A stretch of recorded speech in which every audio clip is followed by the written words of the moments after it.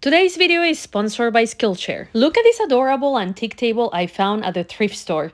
She's about to go from dark to light, but not without a fight. I guess without knowing it, I was looking for a challenge to start off the new year.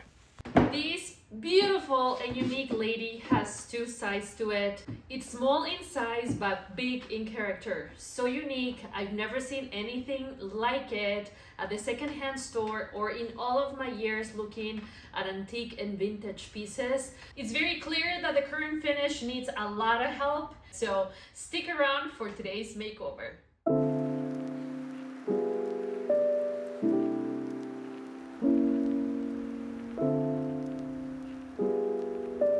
The peculiar shaped top and mail holder caught my eye. And she's starting the year off right with a makeover. I'm envisioning a stained top and legs, painted body, but as always, we need to see how much change the piece will tolerate. Do you think that was cute? Let me show you the other side. It's just as adorable. Honestly, if you had this piece on an entryway or even just on a small wall, you can choose what side you want people to see. You could have baskets in here for storage or just decor, books, a lamp. Are you tracking with me? Do you know when you meet somebody that's cute on the outside, but as soon as you start engaging with that person, you start getting some red flags? Well, the red flags started when I started wiping down the piece. I kept getting red stain with grime, so I think she needs a good scrub.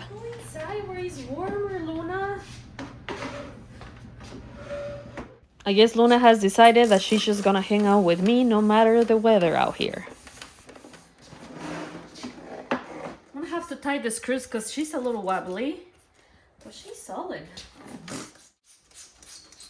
I'm really gonna try to preserve the keg. First thing I wanna do, I think, it's to remove this sleeve. That way I can sand this front area better, and I wanna do something special with it, make it stand out, because it's one of the features that makes it so unique.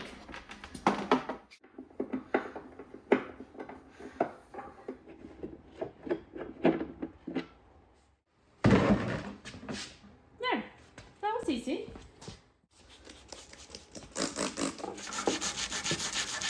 Oh yeah. Check out all that grime that keeps showing up after I scrub. And that grime kept showing up again and again. Wow. First red flag. I think I'm gonna have to scrub this girl. Definitely needs more like a scrub. She is filthy.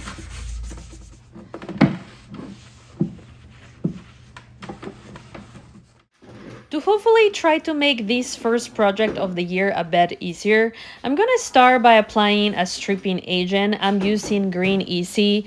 For this part, you're gonna need protective equipment like gloves and safety glasses. First, I give the container a good shake and then I apply an abundant amount on each leg.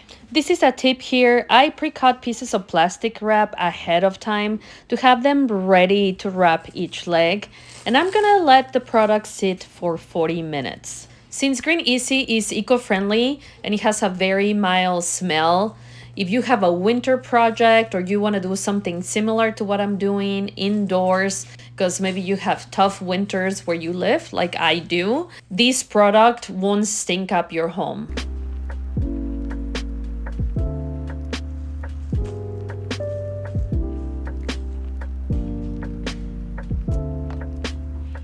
The thought of cutting an opening on the bottom of a plastic container crossed my mind.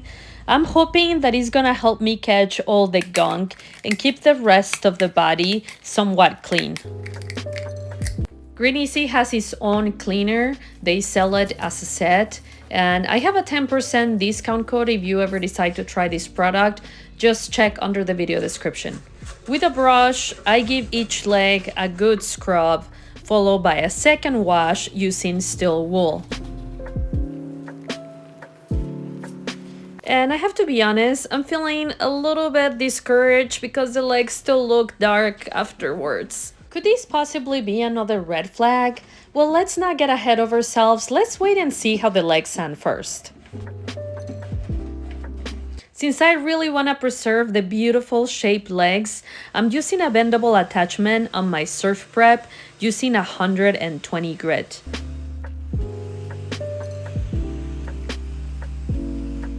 Unfortunately, I didn't have much luck removing the stain left over from the stripper. This girl is stubborn.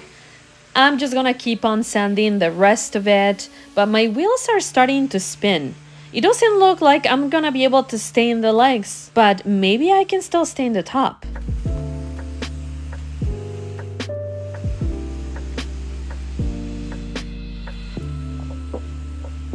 I was able to sand smooth some pretty deep dents that the top had, but the finish was a totally different story. As you can see, the top layer is quite easy to remove, but what's giving me problems is what's underneath it. And after spending a good amount of time fighting this strong wheel stain on the top, I stopped.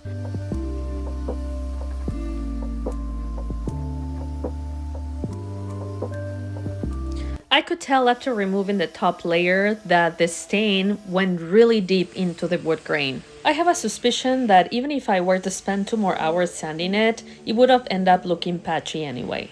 I guess I need to take a different approach with this lady.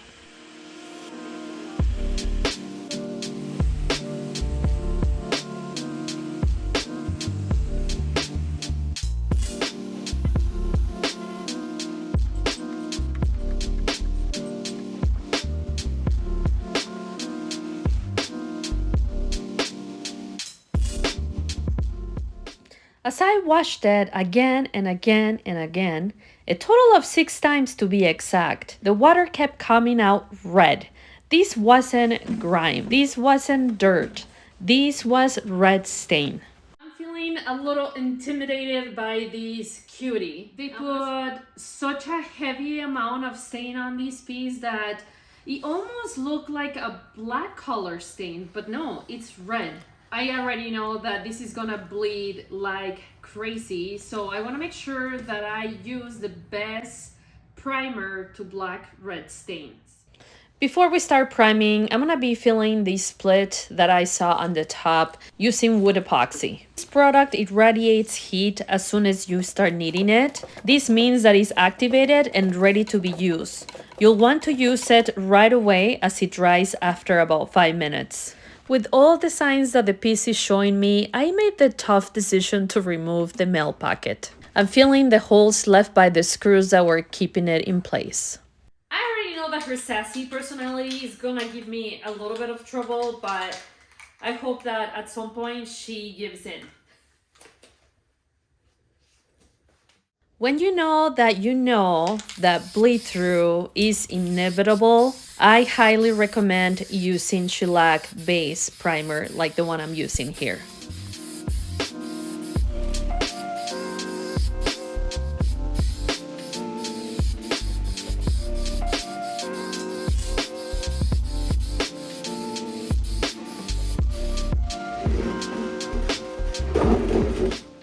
Just as I thought, as soon as the primer touched the surface, things were turning orange. Our battle just began.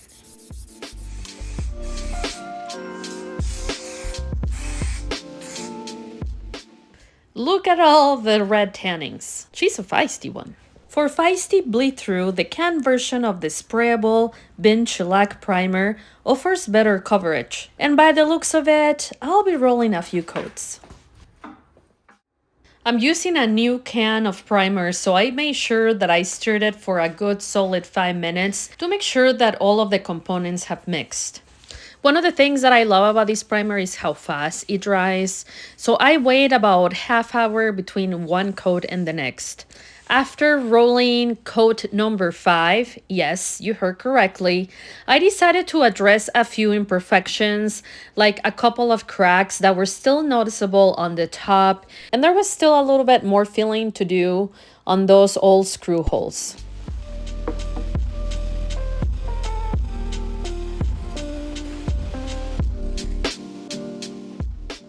Since there were some gaps on the skirt that were pretty distracting after applying the primer, I used the caulking gun to cover them up. I find that these small details make your end result look more refined. After letting all the repairs dry for 30 minutes, I came back to sand the wood filler until the surface felt smooth. Then I'm gonna keep on priming and hoping that my project starts turning around because it's already been very time consuming. A quick tip for you, if you ever roll primer, I like using a foam brush right afterwards to help me smooth out any of that orange finish that rolling the primer can leave.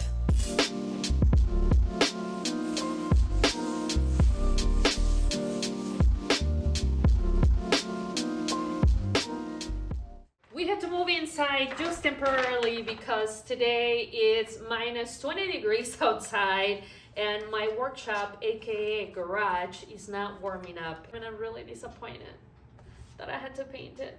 But we're gonna make the best we can. Let's get going. I'm gonna try a faux wood technique on top. And for the body, I think I'm gonna go with the dark color. I haven't decided what color yet, or if I'm gonna do the faux wood technique on the entire thing. I don't know.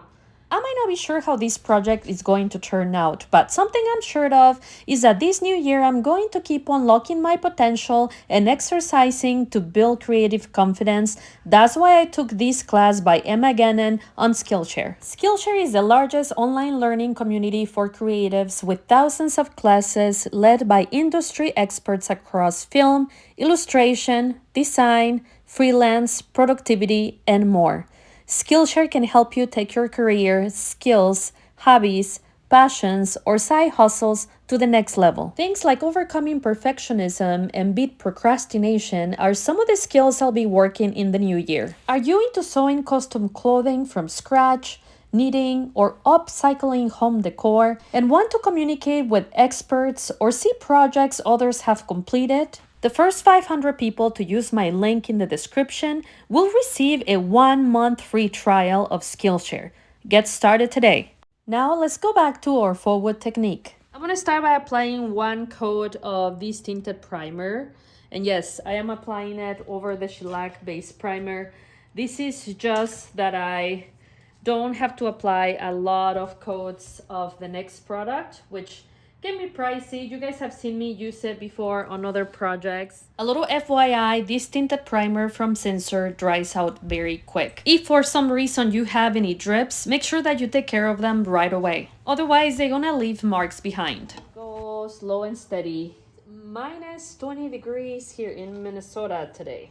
Things are taking so long to dry. Make sure that you're applying the primer and both the retique, which I'm going to be using next, following the direction of the wood grain. For those of you who have never done this before, as long as you are buying a tintable primer, you can walk to the counter at the hardware store where they mix the paints and ask them to tint the primer in whatever color you want.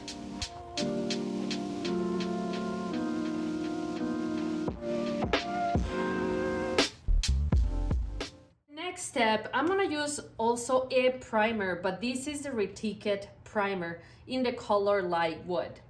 For the wood graining effect or the faux wood effect, we're gonna be using also the light wood retique. The retique primer looks very close to the water-based one, except that retique contains 60% wood fibers. So your finish is going to feel and look like real wood.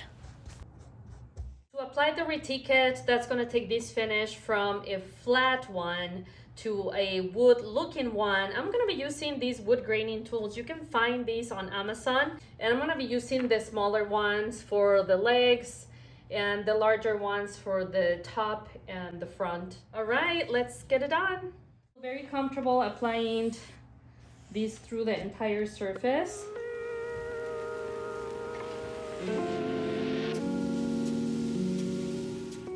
If at some point you don't like the pattern that you're creating with the wood graining tool, apply a little more retique to the area and start again. As you notice, I did this a couple of times during the project.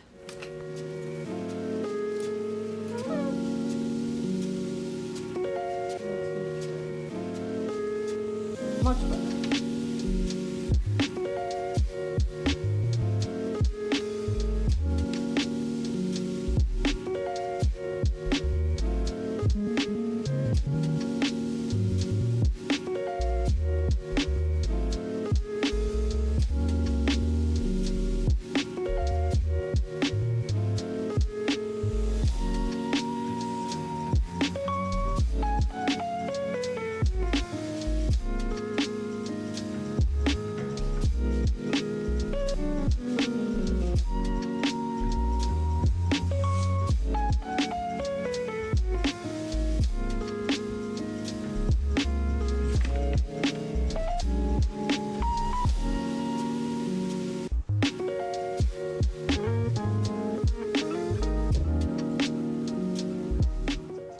So I'm using the chip brushes.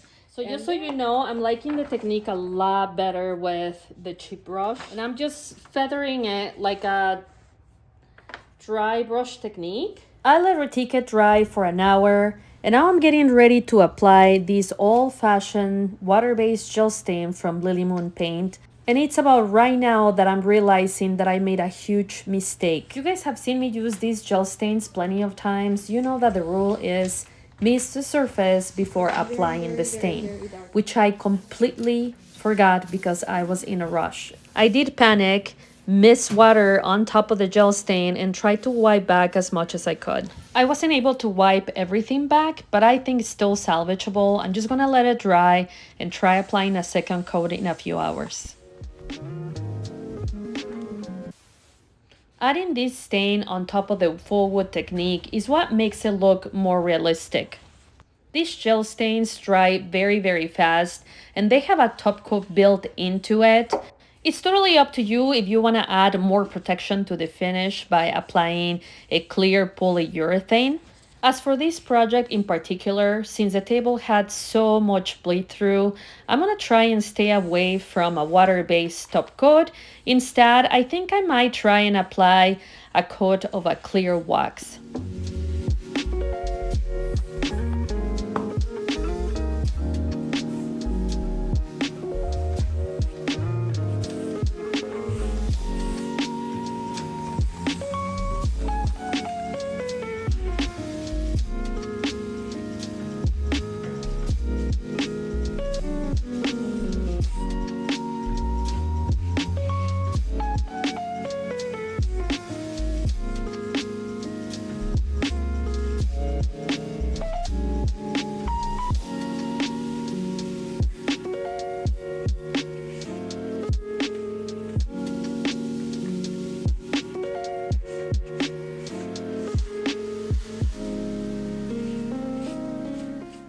Before we take a look at our final results, let's remember where this cutie started. And this is where she is today. Well, this girl has been through quite the journey and it took a while to get it from dark to light. What do you guys think of today's transformation? And stick until the end because I share some final and honest thoughts about today's technique.